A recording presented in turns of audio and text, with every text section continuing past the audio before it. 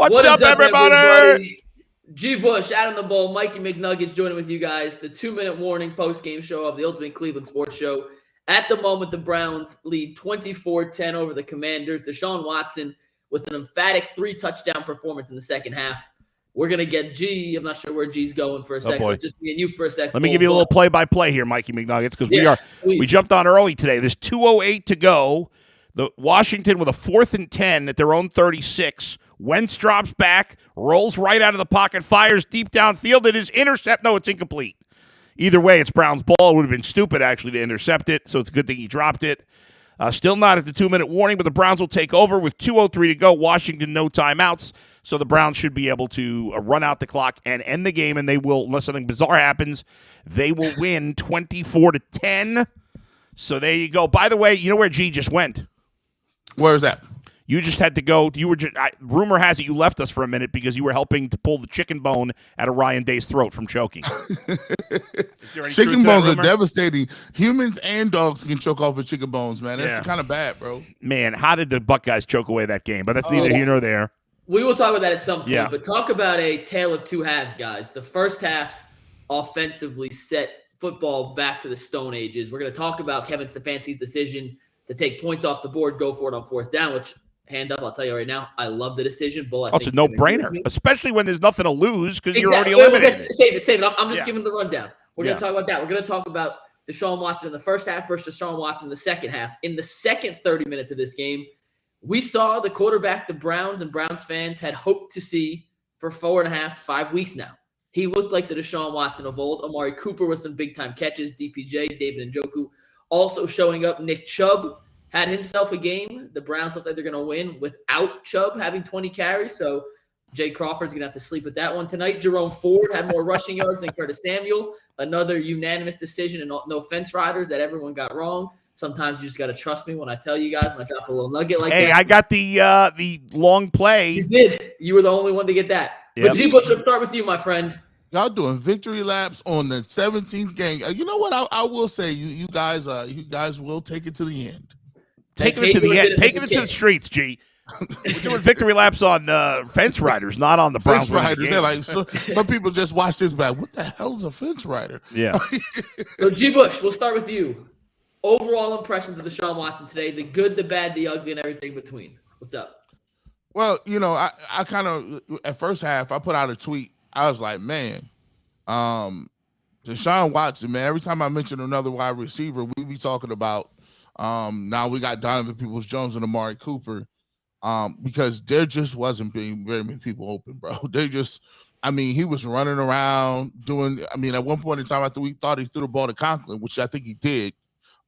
He was trying to extend plays, but nobody really went open. David Njoku was dropping the ball. To be honest with you, I thought they were setting themselves up for just to lose. I was like, yeah, they're going to lose this game. But they didn't expect that their quarterback, Carson Wentz, was going to be just as bad in the first half. And God, he carried that out throughout the whole game. I don't know what they was talking about or looking at.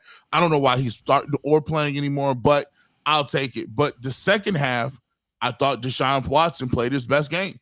3 touchdown passes, ball being on the money, evaded the rush, the intermediate passes.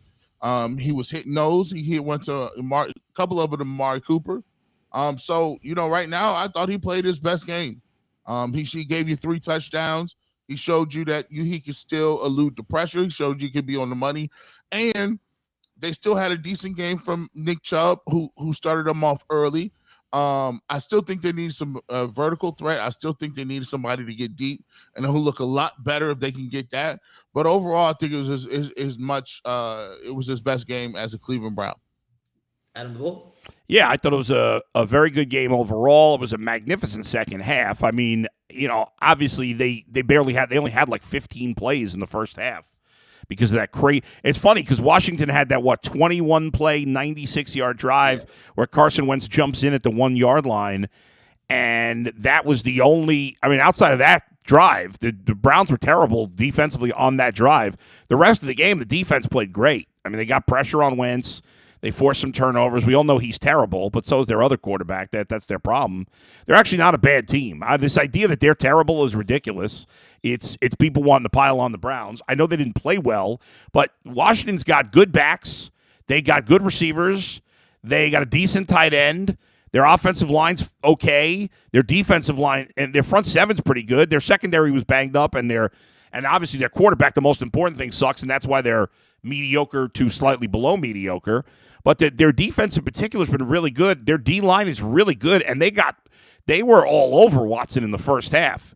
So he didn't put up any numbers. He didn't really. I'd say he just did nothing in the first half. He barely threw the ball. We had some drops. He missed a couple of things early, and there were a couple times where I was like, throw the ball away, and he didn't.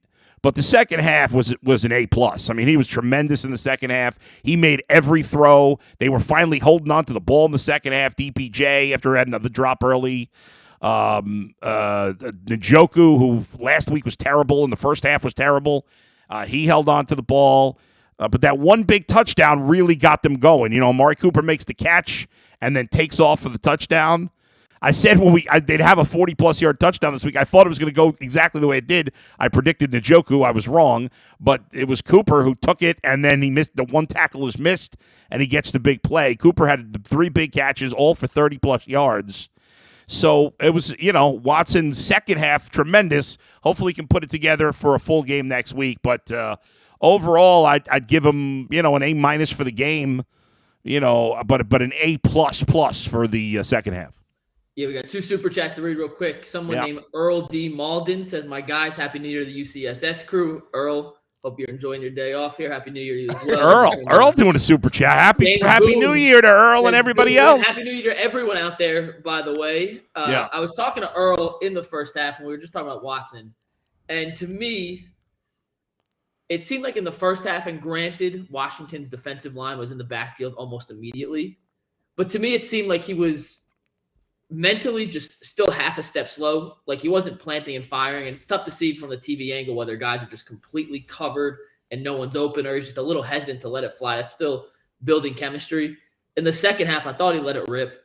And man, when he does throw the ball, it's a thing of beauty. He's hitting guys in stride. The Amari Cooper first touchdown, that 46-yard on the sideline. Granted, Kendall Fuller should have probably made the tackle or been able to push him out of bounds. But G. Bush, the way he threw that pass, Cooper was able to catch it and in one step, shake to the outside. He didn't have to stop his rhythm to stop, stutter step, break himself down. It was so fluid, and that was in such a perfect position for Cooper to make a play out of that. And that's the difference between a good quarterback and a great quarterback. The ability to deliver the ball on time in certain places so guys can make plays after the catch. And I really think Watson was spectacular in the second half. You couldn't ask for more unless you're like me who gambled on him with the new legal gambling in Ohio to throw for at least 216.5 yards, and he did not come close to that. So thank you for the free bets from FanDuel. They all lost. Hey, shout out to them. But I'll take them. And Charles T says, Happy New Year. We need a receiver bad. They're going to get some receiver in the offseason. I can assure you of that. Happy New Year to you too, Charles, out in Germany. So this is just good note to, they give you all this. They give you $300 to gamble. Right, so I took it and I put it on Washington Commanders, I think they were. It was a minus. They were -2. They were -2, yeah. -2. They lost. That's why you don't gamble. They gave everybody a free 100 so they could prove to themselves this is why you don't take your money and gamble it. But gamble. If you gamble responsibly. If you gamble responsibly, if you do want to sponsor the show, we can definitely show. And the game is officially over, guys. Now. 24-10 final. Yes. 24-10 final. But I thought McNuggets. I thought you. I thought he played really well for that second half. Quarterback rating 122.5. You look how they spread the ball around. Amari Cooper 3 catches for 105, 2 touchdowns. Njoku had 1 catch for 21 yards, but he dropped about 2 of them. Harrison Bryant had a couple catches for 19 yards. Donovan Peoples-Jones, quiet day, 1 for 13. Nick Chubb 1 for 12 on a screen pass. Kareem Hunt did catch a screen pass, a little dump off of the backfield. He lost a yard. But you look at the distribution. They threw the ball, spread it around. And even when you talk about the ruddy game, this is what you should be getting used to looking for. Nick Chubb, 14 carries, 104. I think Nick Chubb is going to be around 14 to 16 carries 18 at tops coming into next year. That's what he's going to be. No touchdowns on the ground, but he still got his 100 yards because he's Nick Chubb. And Deshaun Watson, he ran the ball 8 times for 31 yards with a long of 21. So these are kind of the numbers that you would expect to see out of the Browns when they're playing well. I think the top, like the highest peak you're going to see is if Deshaun Watson gets to about that 275, 280, and he's efficient 275, 280 with 3 touchdowns. That's where they would like him to be with Nick Chubb, getting you 16, 18 carries. That's what they would like to be. But I do still think I do agree they need another receiver. I think Nick Chubb is going to carry. I mean, today was weird because they didn't have a lot of plays. In the first half, they barely had the ball because of that long. It was just a weird game. There weren't a lot of plays. I think as the Browns now, see, here's something that we haven't really talked about. I mean, you got to think about this. Not only has Deshaun Watson not played in 2 years, he's never played with these wide receivers until now. He's never played in this system until now. So think about it. All right, I'll use the Bengals as an example. People can roll their eyes if they want. Joe Burrow has been throwing to Tyler Boyd for 3 years. He's been throwing to Jamar Chase for 3 of the last 4 years, including 4 of the last 5 years, including college. He's been throwing to T. Higgins for the last 3 years. So not only has he been playing, but he has great chemistry with those guys. Deshaun Watson, he's just starting to develop chemistry with these players. That doesn't happen overnight. No matter how talented you are, you're always going to be better when you have chemistry with your wide receivers because there's things. You know this as a player better than anybody, right? Once your wide receivers kind of know what you're like, you'll have hidden signals where you just look at a guy and he knows what you're thinking, and that doesn't happen in a month. That takes time. Yeah, and but so go ahead. Well, not to say you're totally wrong, and I do agree because I'm totally right. But go ahead. But you look at Tua and Tyreek this year. They had an off season. They start out the season, and Tyreek's on pace for 3/4 of the year to break the NFL passing record. Didn't Peyton Manning in his first year with the Broncos set the new record for touchdown passes in a single season? Yeah, but those guys hadn't sat out 2 years in addition to the chemistry issues, and they had played. Both those guys had traditional off seasons with their new teams. Tua was throwing the entire. Now I know Deshaun Watson was around for some of the off season, but there was a lot hanging over the team. He wasn't taking a typical amount of snaps even in training camp in the preseason because they had to get Jacoby Brissett ready because they knew Watson was going to be suspended, and then he didn't play with them at all. So I'm not saying it's a total. When I bring up these things, it's not an excuse. It's not 100% excuse to say, oh, there's Deshaun Watson is fine. There's no problem at all. Yeah, he's played poorly at times, but these things all factor into why he has struggled. Yeah, I agree with that. Those are facts. I mean, I just don't want I don't want Andrew Berry and Kevin Stefanski to get lulled into sleep and feel like they don't have to be aggressive. They have to be probably the most aggressive they've ever been in free agency. Would you guys agree in terms of getting guys to fill holes? I think they got to be super aggressive. They don't have a ton of cap space, but yeah, they got to use whatever they have to get the best players. I think the whole cap space thing is overstated. I just feel like there's always a way around the cap, whether it's cutting a guy, whether it's restructuring a guy. There's always ways to do it. Yes, absolutely. Now, I don't know if the wide receiver they need is going to be available via free agency. That might be something they have to do either in the draft or maybe through a trade. I'm not sure. We haven't gotten into full off-season mode yet, so I'm not sure exactly who that is. But your general, who's available, right? But your general philosophy, it is imperative if this offense is going to be dynamic, like we want to see it, and multiple, where you can have Nick Chubb rush for 1,200 yards and Deshaun Watson throw for 4,500 yards, because that's what the goal should be next year. And if they're going to be that type of offense, they do need to get one. Their wide receiving core is not bad. Amari Cooper's very good. Donovan Peoples-Jones is solid. It's not bad. Let's not make it seem it's bad, but it's not good enough for them to be dynamic as an offense. Right. They need that third guy who's really whether he's the number one, number two, whatever, a guy is, you could say, that could take the top off, that can get open, with his speed. Catch it. Yes, and the Browns in general, honestly, they should get a new wide receiver coach or whatever, because there's way too many drops. I know, like, the official drop statistic, I don't know how they decide that, because every week it's like they had 2 drops, and I'm like, there's 5 drops. What are you talking? I'm sure it's the same for every team, But in general, like the Browns have had this problem. Odell Beckham had his worst catch percentage of his career in Cleveland. So did Jarvis Landry. David Njoku has always had a problem holding on to the ball. Like some of that's on the players, but some of it when guys like Landry and Odell have been better in other places, it's on the coaching staff too. I don't know. Real quick, G, the list of free agent wide receivers this year, guys that are available, there could be cuts and other things, but like the guys who are scheduled to be free agents, there's no real speed guys out there that's going to really entice you. Juju Smith-Schuster's the best receiver available as a free agent. You're better off to be getting a guy in the draft. Just throwing it out there. Yeah, they ain't going to get it done. Or unless they want to, unless you got somebody who's disgruntled somewhere. I mean, Devontae Adams is not he went there to play with David or Derek Carr. Yeah. I mean, and obviously he's making a boatload of money. Yeah, he's making a ton of bread. But and they'd have to restructure. But my God, if they got Devontae Adams, the problem is you'd have to give up a lot to get him, and they already gave up so much for. That would be tougher. I don't know, but maybe because he's making so much money, maybe if the Raiders want to start over, I don't know, but they got to be open-minded to anything. And listen, the one thing you could say, I do think with Andrew Berry, whether and his track record is at best a mixed bag at this point. I think it's fair to say. I think he's been aggressive. I mean, he hasn't been afraid to make a move.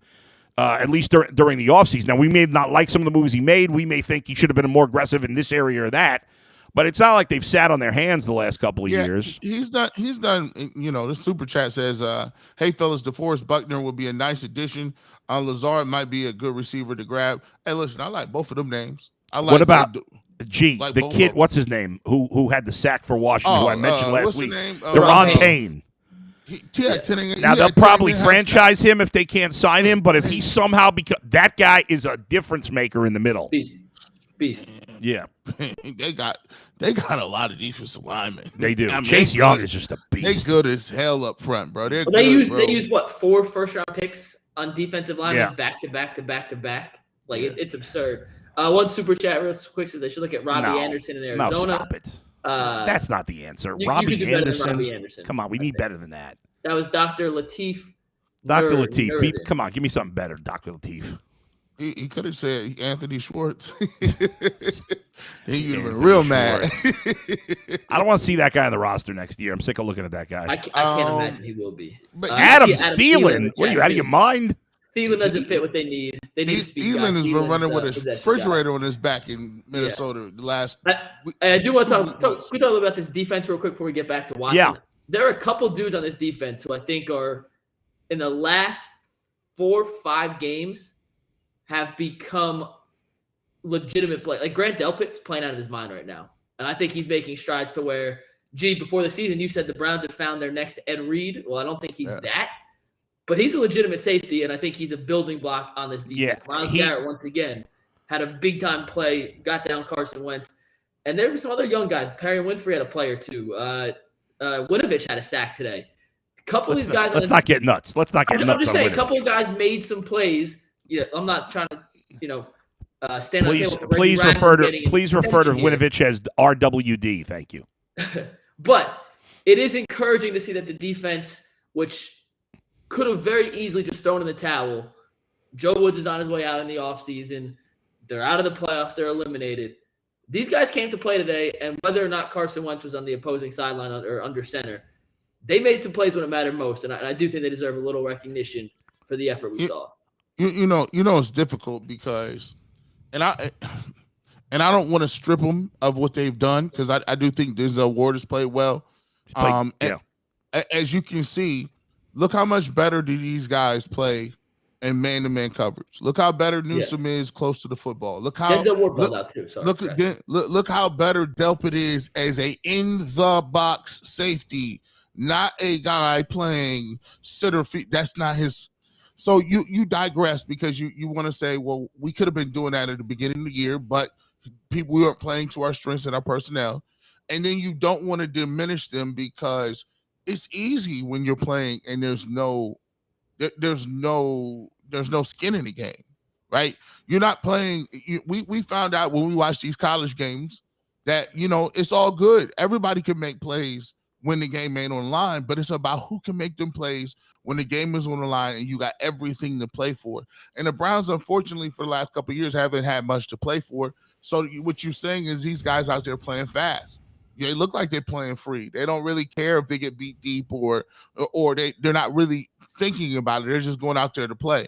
So, that's a component of it. But I do believe that there's some guys that John Johnson has played much better in the second half of the season. Delpit, I thought Denzel Ward, hard to believe this. He had 3 picks this year, and that's his career high. It's kind of crazy. And Newsom hasn't had one yet. Yeah, guys, I think Denzel Ward is the biggest one. I mean, he looked, because he's a great player, and he played like crap the whole first half of the season, and he's been a totally different player the second half of the year. It was a great play on the pick that he had. Delpit has been much better. We've been waiting for that for a while, and now he's finally come around.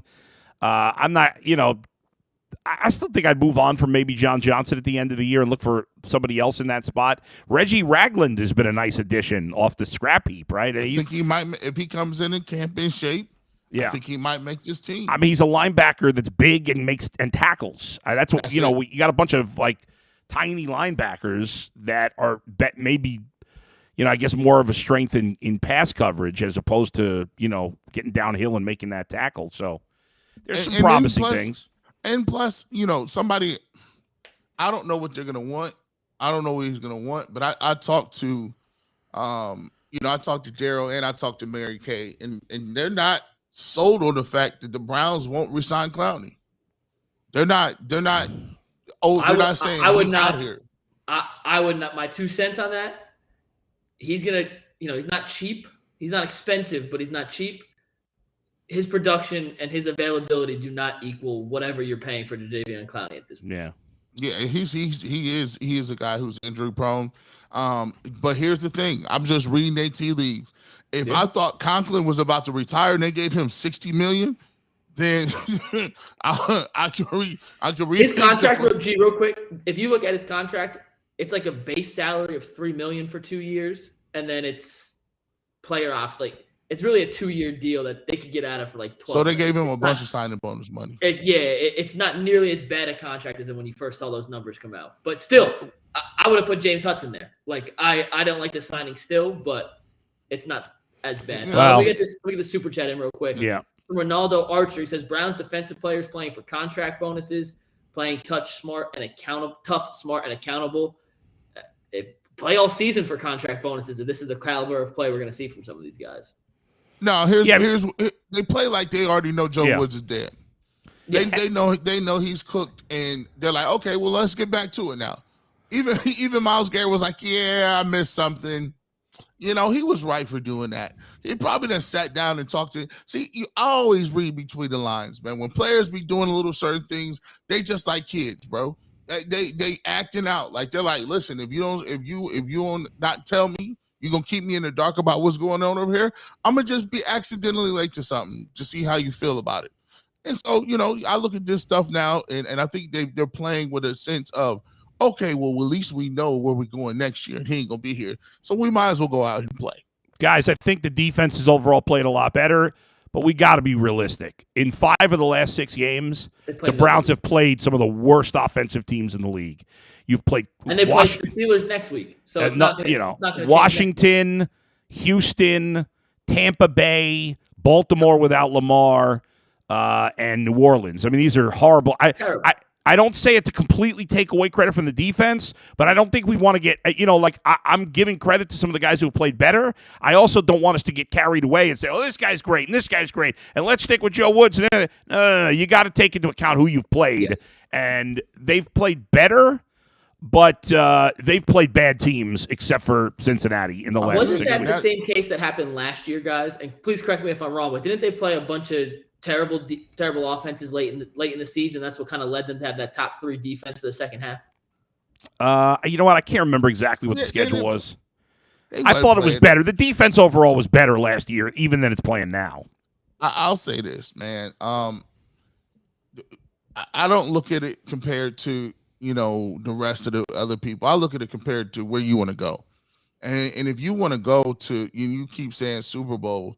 And it's all kind of stuff that they need to dig up, replant, find, and fix. Like, it's just, they got a lot of stuff that that they have to get better with. Like you said, man, even if you look at the teams like the Dolphins, man, teams like the Dolphins with Jalen Waddle and Tyreek Hill and just look at the production. So for me, it's the production that sticks out. And if you want to be one of those teams, you're going to have to be legitimately one of those teams with your roster, with your acquisitions, and you got to be that way with your production.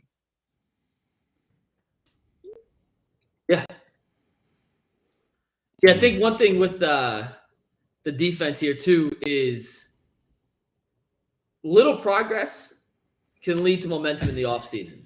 What are you laughing at, This Paul? guy George said it's time to get rid of Adam the Bull. He's a loudmouthed, opinionated drunk. All right. Number one, you want to get rid of me? Drink. That's not going to happen. Number two, I don't drink. Three, I am loudmouth and opinionated. Don't you want the people you listen to be opinionated? No. Well, You want some vanilla nothing? I could list all the Cleveland media people who are vanilla nothings. You could go listen to them. At first I'm being accused of we're being too excited about the Browns win today. Now I'm being accused of denigrating the defense because they've played nobody. It's so funny. Well, if you have one more opinion this whole show, I'm cutting your mic off. That's so right. Don't you dare throw an opinion out here. Hey, thoughts on this though, guys, and it's gonna come up. We're gonna talk about it. Stefanski's decision to take points off the board in the first half, end up going for it. QB sneak with Watson, they get stopped. I loved it. They're out of the playoffs. You literally have nothing to lose. Yeah. Why not? Yeah. And I can't wait for people on the show tomorrow. Jay was losing his mind. I know, and listen, we love Jay, but I can't wait for – and, G, I'm curious where you fall on this because I saw Earl tweet, and Earl was not a fan of it. Oh, Earl's lost. Earl. I have no – you have nothing to lose at this point. Like, by the way, I would have done that even if I had something to lose. But by the way, I think the mistake Stefanski made was not going for it on 4th at the 8 because you have, like I said, you have nothing to lose. Yeah. Hey, bro, I mean, where I stand is, listen, I told you 2-3 weeks ago, it's all about stats at this point. I'm trying to figure out if you still good or not. Like, you convince me. Like, I want to see the playbook open up. I want to see numbers. I want to see points. Like, I mean, that little field goal ain't talking about nothing. You out of the playoffs, bro.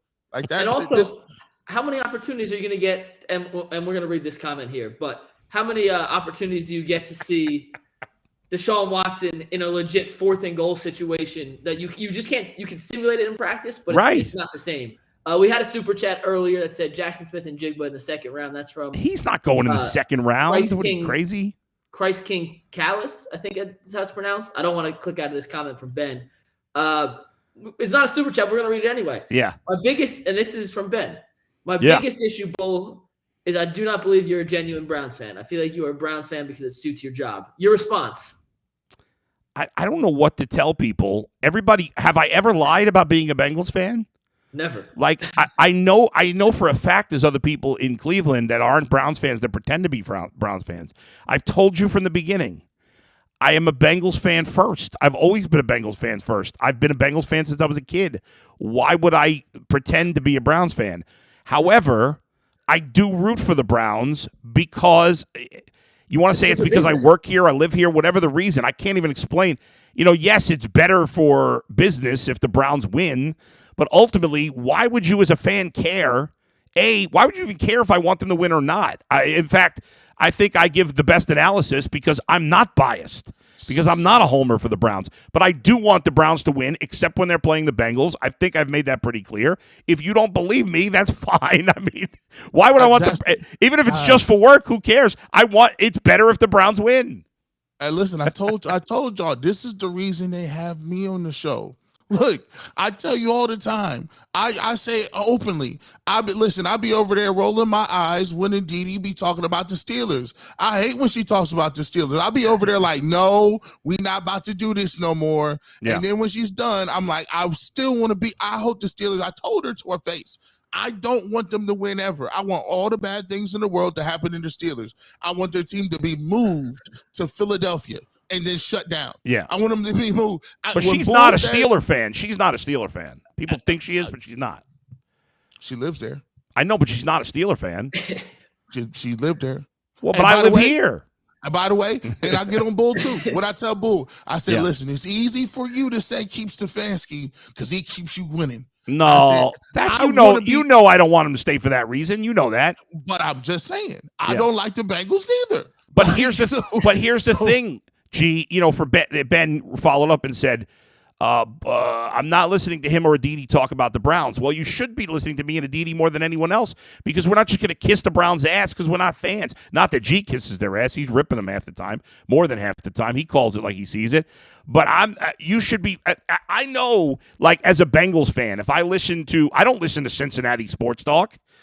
And I love my man James Rapine, but I don't ever listen to Cincinnati sports talk. I'm not interested in listening to a bunch of homers who are Bengals fans. If I want to hear something about the Bengals, I'll put on NFL radio or whatever and get an unbiased opinion on it. I don't want a biased opinion. But but I like what I like about Bull though.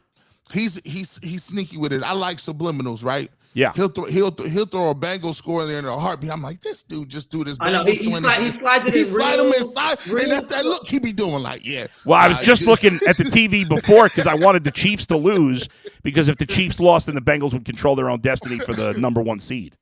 Hey, listen, this is why this show is great. Last point, we'll get back to the game. Make your last point. How about this nice super chat from this guy? Let's read the super chat. I'm trying to bring us back on track here. It's a post-game show, and now we're talking about Bulls fandom. This is from the Guard 16. Ignore the haters, Bull, but always enjoy hearing your honest takes and passion. Thanks for everything you and the rest of the UCSS crew do. We appreciate you too, the Guard 16, and I hope you appreciated what Deshaun Watson did in the second half today. Indeed. 3 touchdowns. It's his first multi-touchdown game in a Browns uniform. The first time he's thrown for 2 touchdowns. He also did he throw for 3 or did he run for? No, he threw for 3. No, he threw for 3.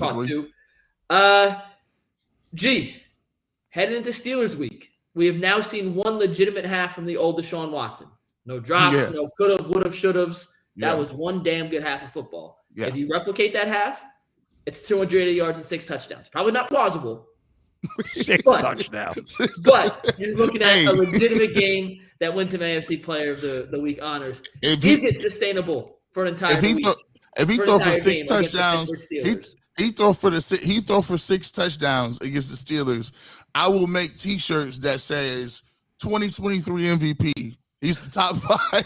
He let him throw for 6 touchdowns against the Steelers on the way out. I will say he's going to continue to get better. Like this, what happens exponentially where you got guys that are really good at what they do. The first couple of games, you look, it becomes night and day. See where he right now, the way he played today is the highest level of Jacoby Brissett. Right here. That was it. That's the highest level. Next week, he goes Super Saiyan. If you watch Dragon Ball Z, he goes Super Saiyan. Now you understand where he is. His Super Saiyan, his base level was dominant, but now he gets a change of hair.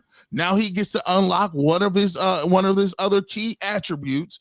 And now in the first half, instead of being nondescript, he has a nice game in the first half, maybe 8 or 10, maybe 120 yards. He comes back in the second half after the adjustments, and then he goes, he goes 10 or 20.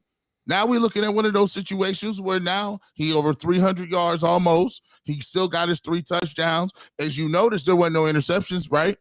And also he wasn't taking unnecessary sacks, right? So now his awareness is getting better. So if you were to extrapolate this over I put him in, it's almost like if you was to put him in the XFL over the summer or the USFL over the summer, right? And have him play in that joint, he'll come back next year and be full Deshaun Watson. He just need to get some stuff under his belt, some games. That's it. By the way, guys, speaking of other scores, did you see the Patriots beat the Dolphins? They did. Dolphins have completely, for all the remember early in the year, everybody was like, Mike McDaniel and Tua, and what a team. And they have completely collapsed. I know Tua didn't play today. They've lost 5 in a row. They're now 8-8. And right now, at the moment, the Patriots have the last playoff spot and the Dolphins are out. Now, listen. Now, I would like to extrapolate of what would have happened if the Browns would have continued to win.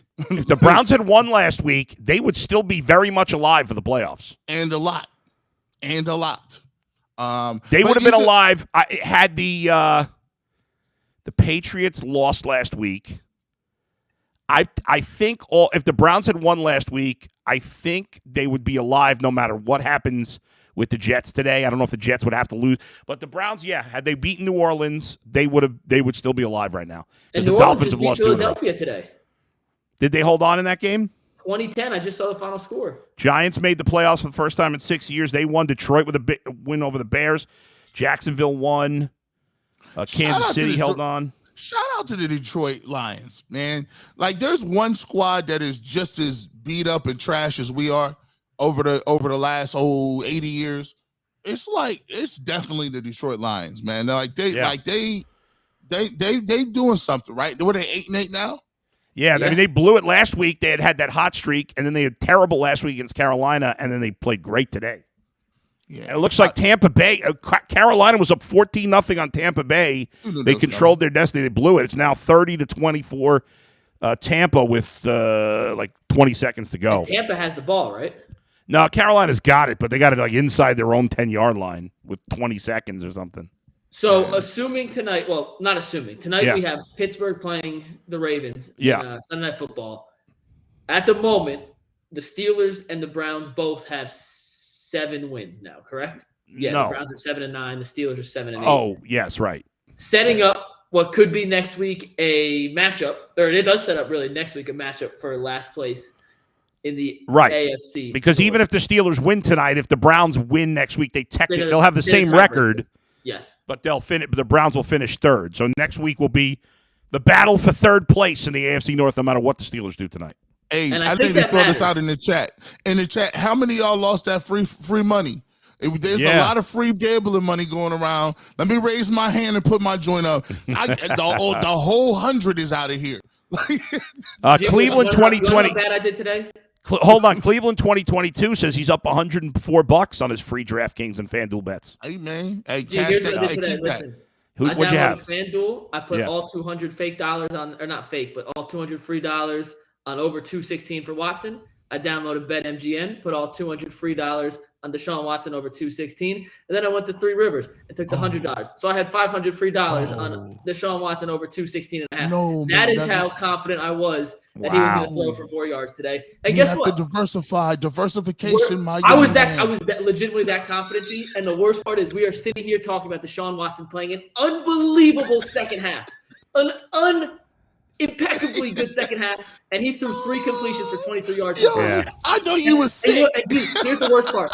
That last drive in the first half by the Commanders, and listen, shout out to Deshaun Watson. You balled out. Thank you for giving us something to talk about all week. It was beautiful to watch you play in the second half.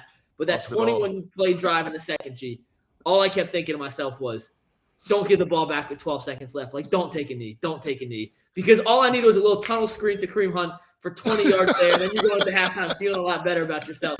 And guess what? That drive took 12 minutes and 27 seconds and $500 free dollars out of my pocket. Ron Rivera, you're a bum. Carson Wentz, you're a bum. I'm suing Daniel Snyder for all his money. You can all go screw yourself. And I apologize to the people because I said, book it. It's a lock. Yeah, you should refund all their money, too. By the way, is this free money? Is this guy on the Super Chat serious? What? Is this Super Chat serious, or is this guy joking around? I don't know. Wayne Ford said, look at the division. Browns can end up 4-2 if the Ravens lose. That's not how it works, Wayne. Remember Tyvis thought that in the beginning of the year? Tyvis, listen, Wayne, you're not alone. Tyvis thought the same thing. But in his overall record, your division record only counts as a tiebreaker. Yeah, it's only tiebreakers. If you have the best record in your division, that's nice. It only counts. You got to do something else, dog. That's like saying I cleaned my room, but you threw everything under your bed. Yeah. Yes, the floor is clean. Could you imagine if it was only division games and you just sat your starters for every game, but those 6? Yeah, right. Like the ultimate load management in football. Even though it's true, division record matters in the AFC South. Today's Jacksonville game didn't essentially matter. The winner of Week 18, Titans Jaguars, is a playoff. Right, but it's because it's a tiebreaker. Well, yeah, but I'm saying that is what it comes down to. That game, right, outside of everything else of this week and the week before. So I saw this. M. Scott says, "I'm still alive. 17 parlay. I took the Browns, Bucks, Lions, Packers, Niners, Jags, Chiefs 100 to win 1,300. You only win 1,300 on a $100 bet on a 17 parlay? Now listen, now Bull, you got to explain. Name those teams again, though. The Bucks, the Browns, the Lions, the Packers, the Niners, the Jags, and the Chiefs. So 3 of those teams were 10-point favorites. Yeah, but it doesn't matter. It's probably unless he bet them on the money line. But if you bet money line, that's definitely money line. I guess you're right. Okay. Definitely money line. Well, somebody Bull explain this. Somebody what's a parlay? The parlays are all sucker bets, though. They said the parlays are sucker bets. They are. It's very rare to win a parlay. But I was never a big sports gambler back in the day. I was more. I bet, and when I was betting sports back in the day, which I didn't do a lot, but I was betting illegally with a bookie, 30 years ago. But I was more of a horse racing and cards guy than a sports bettor. I don't understand it. You rather bet. You think you get better odds and better information on horses than humans? It was just that horse race. I was 18, 19. Horse racing was legal to bet on. I see. And I didn't. Horse racing's fun to bet. Gee, have you ever been to a track and bet horses? Man, listen, I've been to the track. Yeah. And you know what I don't like? I got there and I felt like me. I'm a black dude that's uninformed. I went there and I'm expecting to see Seabiscuit. I'm like, where's Seabiscuit them? Where's Cigar? Where's all these dudes at? And they got the nerve to be running around on these 1920 buggy carriages behind them. Oh, that's trotters, yeah. I'm like, what is this? He's like, well, you got to go to a nice track, man. I said, bro, they race it. I'm like, how does anyone pull away from anyone? It's like having a marathon of fast walkers. Who gets out on anybody? They're just. But they do, though. Yeah. No. Bush, you want to hear? Last thing, we'll wrap up. You want to hear my horse? I hate horses with a passion. You want to hear why? When I was, I think, like 10 years old, I'll show you all the picture tomorrow. For my grandpa's 75th birthday, he wanted to go horseback riding. So I went up to like the outskirts of Bronx to some ranch bowl. I don't know if you've ever been up that part of like New York. And everyone gets on these horses to trail ride. And my dad's got this beautiful horse. My grandpa's got this beautiful horse. I got this polka dot horse named Vladimir that was skinny and small and just did it. Like, who names the horse Vladimir? So immediately as we're doing that trail ride, Vladimir's sniffing my dad's horse's butt. And my dad's horse kicks. It's like, get off me, horse, and kicks. You ever been on a horse when it gets kicked at? Well, it's terrifying, especially when you're 12 years old. So I'm like, all right, get me away from this horse. I'm going to die. Vladimir then takes off on his own, starts drinking from the river, scratching his ass on a tree. So I'm like, help me, like, guys, like, don't leave me behind, like, waving. So the trail leader goes, just kick it. Don't just kick it. He'll get back in line. God. So I kick it. Vladimir takes off, sprints off, full gallop ahead of the whole team. I'm holding on for dear life.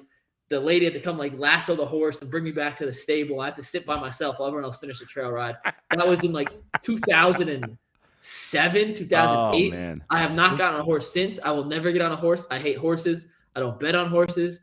I hate the Broncos and the Colts for that exact reason. I don't bet on SMU, and that is it. I hate horses. So how about the Browns? Big win. We'll see y'all tomorrow. Restream show tomorrow. Wait a second. Even more importantly than the Browns win is the fact that I'm going to beat Jason Lloyd in the Fantasy Football Championship.